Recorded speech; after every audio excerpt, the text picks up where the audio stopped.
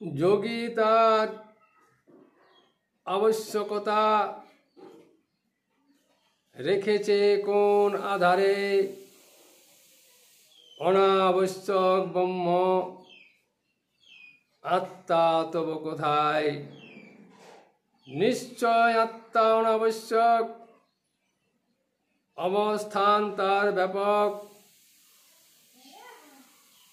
ব্যাপক যে সর্বস্তরে, আপন বলে কই। আবশ্যক তো আপন বুঝায়, ব্যাপক তব কয়। যোগী তার ব্যাপকতা রেখেছে কোথায়। হৃদ মাঝারে রেখেছে তার জীবকুল, সেবায় তার ব্যাপকতা।